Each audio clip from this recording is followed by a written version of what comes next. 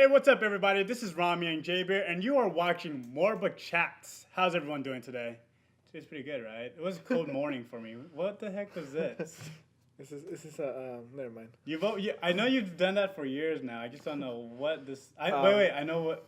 What does it refer to? I got it from my dad. He used to do that when I was a kid. Oh, really? It's like one of those like play with the baby type of things. Like play with it. I don't know where he got I it could from. have sworn I seen it in like a TV or a movie a long time ago. He wouldn't have gotten it. If you guys know what I'm talking about, please let us know. I want to know what I'm talking about now. Alrighty. Today's episode, we're going to talk about taxi dancers. Taxi dancer. So, if you don't know what a taxi dancer is, let's establish our general definition of it. If you search it online on Wikipedia, The most reliable source of information. or you're just using it to create a general understanding, okay? A taxi dancer is a paid dance partner in a partner dance. So, taxi dancers are hired to dance with their customers on a dance-by-dance basis. It's been happening for a very long time in the ballroom halls and all those things. So that's what we're talking about today. That's a cool fun, bro. Phone's going away. Threw it on the floor. It's not even mine. It is. Seriously.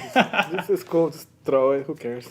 So hold on. Let's get right into it. What do you think about taxi dancers? Okay, so first of all, let's try to change the definition a little bit, because I get that's the Webster's or the Wikipedia definition of what a taxi dancer is, paid by the dance.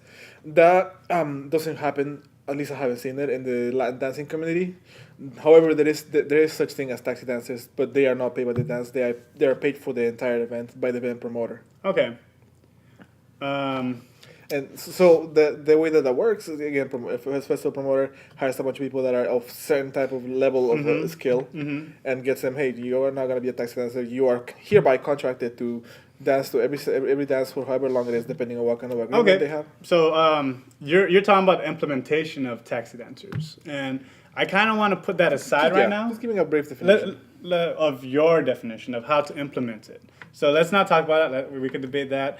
I want to get into, like, do you agree of the concept of taxi dancers, or you disagree? Correct. Or maybe you lean both ways. You know, you like some things, you dislike some things about it. Okay, so the reason we're talking about this is because in the social community, at least the social media salsa world, there's been a lot of conversation back and forth as to, is it okay to use taxi dancers? Is it not okay? Is it socially or morally acceptable? And why does that fall into either one or the other? Okay. I personally, I like to find a nice little gray area. I don't think social taxi dancers are necessarily wrong to have at your festival or event, but I don't find them necessary either. And like I said, there's a social negativity that comes with having those, at least having them labeled a certain festival. Some people may not be happy with that, so I like to fall somewhere in between. Okay. For me, I actually see there's a positive part of it, of you being categorized as a taxi dancer, because your skills and abilities are recognized. Everyone recognizes it. I see pros to it. Most of the cons that I see from it would be implementation-wise. Entitlement. I paid for this dance. I should be able to get this dance type of thing. And that's kind of part of the argument, or the part of the contract that you have. Yeah. You can't say no. Yes, you can. Implementation. But we're going to hold that to the end. I'm a proponent of taxi dancing. I like it. And the biggest reason, or the only reason, is because when you have taxi dancers, you're able to have, as a promoter, I'm speaking from a promoter's aspect, is that you have another way, another tool you could use to increase positive experience for the customer. And it does. And in general, that's the big, broad scope of what the pro of having taxi dancers is. But yeah, if you have more people there that are supposed to be there as dancers, that already gives you a base of people that are going to be there for sure. It might be 5, 6, 10, however many people you have. Sometimes you have that issue where your event feels empty because there's not enough people. Having taxi dancers at least gives you the opportunity of having some bodies in the room. Yeah. Secondly, it creates better experience because these people, I'm assuming, you're hiring people that are either good dancers or they're good socially.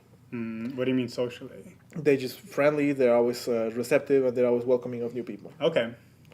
And so then that creates a better experience for everybody that's there, that is either there to just talk or to have fun or to dance, because they have somebody to dance with. They're not going to this event thinking like, man, there's nothing but beginners in here, this is going to suck. Yeah. Which happens. But I would also flip that, because what if you're you're low level, you're not too confident of your dance abilities, and you're scared or shy to ask a stranger. If you recognize there's a taxi dancer there who you know they're here for you as a customer, you can, approach them and practice your learning and not feel that you're being judged, that you're not good enough by dancing with a stranger. Or you could be afraid Of what? of the taxi dancers. A lot of people are always afraid of the pros asking them to dance because they are pros. They are held this higher level, and you think, oh my God, Yeah. I'm gonna disappoint them with my horrible social dancing skill. Most pros don't care. Well, Most pros are okay. in that instance, then I would argue all right, this amazing pro, right? Should I even take his workshop? I want to learn his style, but I don't know if I'm good enough. That's a personal issue. I know. Okay. Everybody has their own little issues with it. So, pros for taxi dancing is you have a way to increase positive experience. Con of it is that there could be considered some shaming of the taxi dancers, and that there could be a bad snowball effect of entitlement. Correct. All right. Where do you want to go with this one? Do you want to talk about implementation? Do you want to talk about... Let's talk about the cons a little bit, because the biggest issue, the biggest con is the social morality of it. The people, and I want to discuss this with you. It's like, why do people think it's wrong to have a taxi dancer? What makes people feel negative towards it? As a dancer? Yeah, as a taxi dancer or as a customer? As a customer, as a Okay. patron, or a promoter that doesn't do doesn't hire taxi dancers. You got to choose one, man. You can't go three Let's different do ones. let's do both. Just give me one first, and then give me a second one. Give me the dancer first. Okay, taxi dancer or customer? As a customer, as All a right, patron. let's stay to a customer. All right, customer. Your question is for me. Why do I look down on it? Yes. But the thing is, I told you earlier, I don't look down on it. Okay. Why do you think? Why do I people- think some people would? Yes. I would look down on it. Well, that would be an insecurity thing. Okay. Oh man, like people are going to judge me because I need to hire someone to dance with me. I don't have the ability to ask or dance with other people. That's why I could look down on it. Also, because it's a service, most service industries, it's inherent that they end up becoming brought down. Okay. That's a good Because argument. it's Let's a hear it. service. Because the service is to help whoever or provide something to someone who's paying for a service, right? So when you're at a restaurant, the waiter, you kind of already look down on them because their job is to make you feel good and get what you want. Poor waiters. You know what I mean? That's true. Service industry is always, it ends up becoming looked down on because So- you're inherently putting yourself on a higher pedestal. So 'cause you're the it patron. more or less like assimilates the taxi dancers with escorts or prostitution to a certain extent. I wouldn't say that. It's still a service. Well, if you do that, then I'm like, all right, taking a private lesson, taking workshops with you I'm paying for your service. I'm paying for your body. So you're a prostitute. Yes. I don't see it like that. I've always wanted to be. I don't see it like that because Yeah, what you're no. doing is you're creating something that could be very positive for people, and you're trying to demean it and make it look bad. I'm not. I'm just not trying to assimilate it with something, and maybe that's what's the word I'm looking for? That's a very exaggerated example. It's an exaggeration. It's a subconscious, maybe a subconscious assimilation between the two that people make. I think that's because you're drawing it there, and you everyone has their opinion. Like you I could draw have it no there. problem with it. And I would draw it the other way because if you're only looking at a negative, then it's always going to be bad. That's my thing. I always look at negatives. Yeah, which is pretty bad. But that's my as a dancer. That's why I think some people look down on taxi dancers. Again, it's because it's a service. It's inherently that I'm the patron, so I'm supposed to be elevated. Does it maybe create like an elitist environment within the taxi dancers, that then they become a little bit like you said earlier, entitled, that they feel like they're better than the other dancers now at that point, or should you just focus on people that actually are better than know that they're at that point, that are more professional? Well, earlier when I said entitled, I wasn't actually talking about the taxi dancers. I was talking about the customer. Right. So, but for your question, do I think taxi dancers will get big-headed, high ego, or entitled that they think they're the shit dancers, right? Mm-hmm. Well, to be a taxi dancer, you have to be recognized somehow, right? By the promoter. But defined by the promoter, like who What the promoter thinks is good skills and abilities, social dancing, and interaction, right? Mm-hmm. So I don't think that's bad because again, if you're going to a festival to take a workshop or a private lesson or watch a professional performer perform, then you're going to buy their skill set. You're going to buy their service to offer you. It's the same thing. It's a product. So it's not entitlement. It's just if I'm a taxi dancer and I know I've been recognized to be a taxi dancer on the higher end, the promoter agrees that my fee as a taxi dancer is good. It's worth your services. It's worth my services. Then why should I feel bad about that? I am recognized for my abilities. Again, it depends on how the promoter frames it. Yes, So, implementation. Yeah, so that's the segue. Is let's talk about implementation because that's what it boils down to. Like to me, it has to be done in a correct way for it to be successful. Yes. And I do a little bit of my own little taxi dancing, even though it's not necessarily taxi dancing. What is that? What is that? Talk to me. So I don't have a term for it. It's somewhere in between. Let's call it bus dancers. Okay. Not really. What I do is I use promoters, and I hire people or I contract people that are either good socially dancing, good welcoming people, or just good in social media presence. Okay. And then I get them to promote for me for my event, saying, "Hey, I'm gonna be at this social today," and then therefore they carry their friends. They're like, "Oh my God, so and so is gonna be there. I need to go and dance with them, or I need to go and have fun with them, or I just need to go and hang out with them, have a drink with them," and that creates a better experience for everybody that's there just because of that. But through your own definition, that's not taxi dancing then. Correct. It's not taxi dancing. I would never consider them taxi dancers. Okay. Because they're not getting paid for their service. Okay, so well, it's a work trade. Yes, it is. You know, so what you're talking about is having hype people in there. Correct. Creating hype and creating a different customer experience. Yeah, it's still in the same vein as a taxi dancer. No, but it's not. Way like at the beginning. I don't think that they're in the same vein because a taxi dancer is recognized. They're recognized as a taxi dancer. Everyone knows. All right, that person's a taxi dancer. What you're talking about is no one knows that these are people who are attached or tied in with the promoter. They're incognito mode. Undercover. So if I talk about implementation, you know, pay to dance, right? If I go towards the con side, I'm gonna talk as a promoter, is that I'll have some customers who will feel entitled. Again, now, that key word, entitled, to be specific, we're talking about paying per dance, right? Yes. The actual statement that we said earlier. Yeah.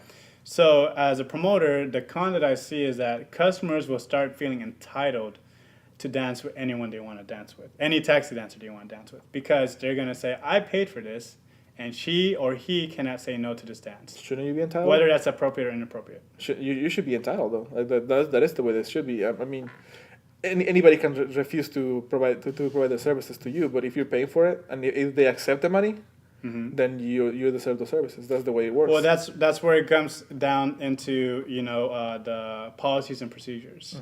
How do you implement that so what I'm saying is to minimize the entitlement, because you're gonna have people who are gonna try and abuse it, no matter what.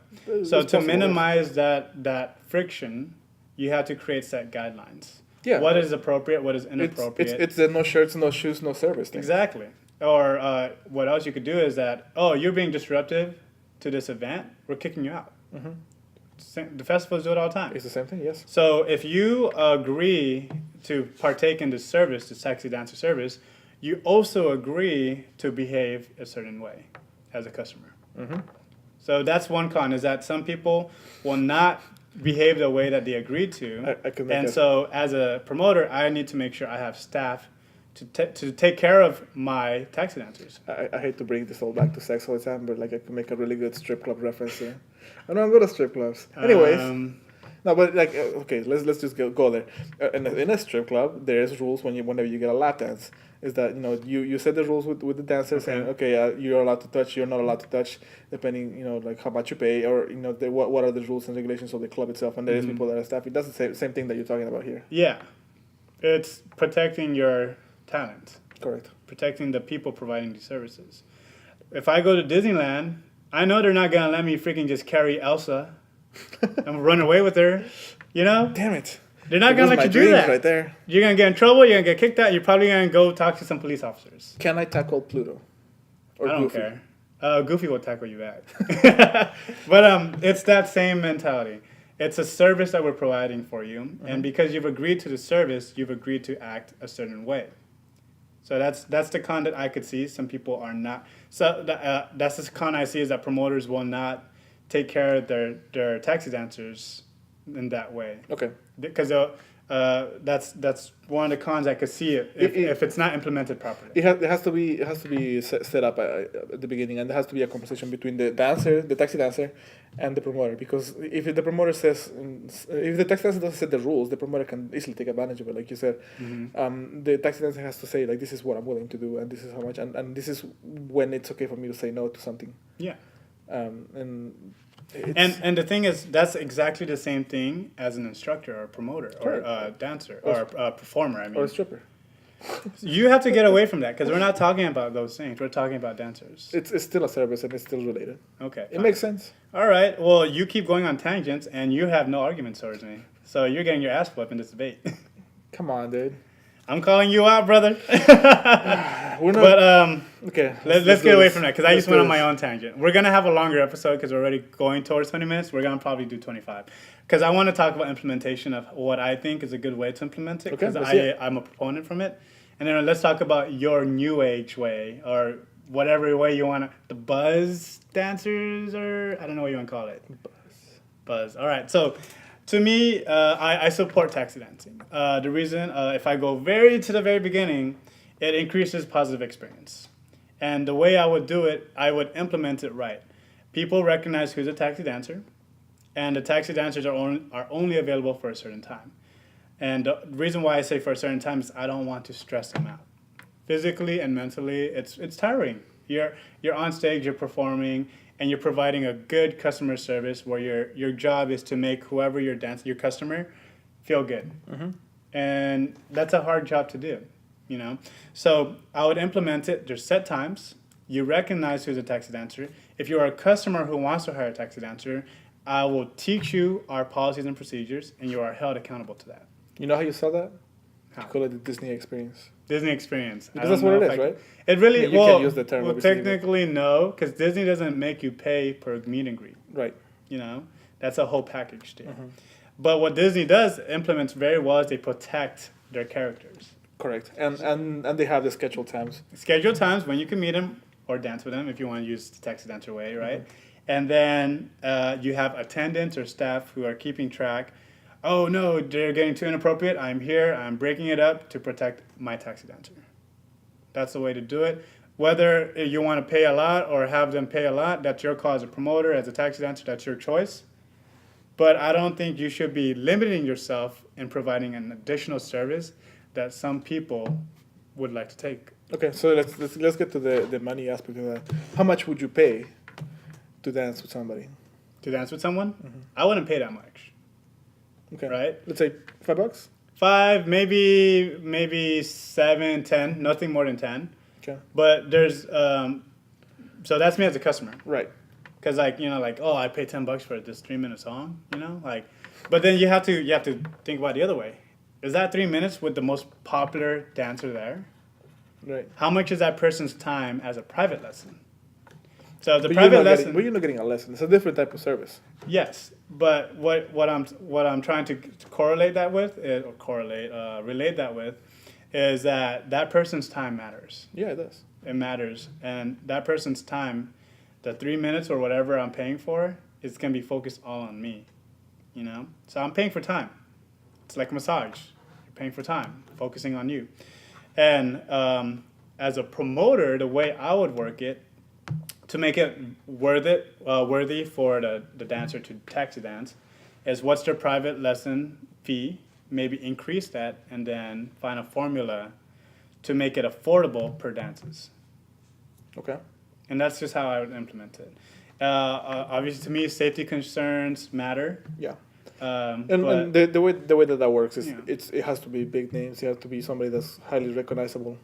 The pros, the headliners of your festival or event. That's the people that people would pay money for. The dancers that people would pay money for. Yeah, and you know what's great if you just keep it to those very big people, those very big it's more exclusive. It's exclusive, yes, but you're also taking away a stressor from those performers or those professionals. I'll say professionals. Mm-hmm. You're taking away stressors from them because from what I've seen so far, these professionals, they're expected to come to these festivals and maybe interact the entire night. Sometimes it's part of their contract. Yeah, they have Part of the contract, right? It may have like time limitations still, but they still have But expected to go down. that's down a dance. super stressful. You're switched on as a performer, as a pro for such a long extended period of time. Mm-hmm.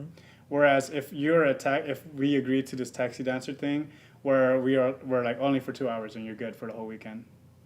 Now you're like, whew, as a pro, I have all this time now. Mm-hmm. I don't have to worry, and I know that they're gonna protect me with the staff. Mm-hmm. Let's talk about you. Your buzz My dancers. buzz way. Well, Yeah. it's like I said, I mentioned that earlier. It's just promoters, and all it is it's not a taxi dancer. You're not paying anybody for a dance. You just, as a promoter, you're creating a community that's already a base. Mm-hmm. That it's already part of the group that goes there, and they bring their own people here and there, and they create all the different experience. So it makes it the event more successful from that point on.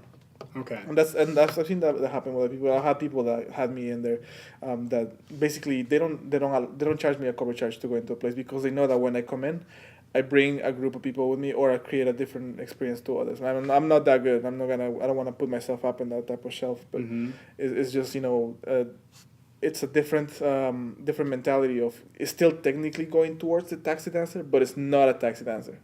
You're still technically giving people something in exchange for their presence, but you're not forcing them to do anything, and they're not getting paid for it. Well, you're not being forced to do anything. Is a statement I don't agree with. Because I Because what you've agreed to Mm-hmm. from your premise is you've agreed to create hype for me. You've agreed to create an experiential moment for me. Mm-hmm. So whatever you do has to tie into that. So you have to do something.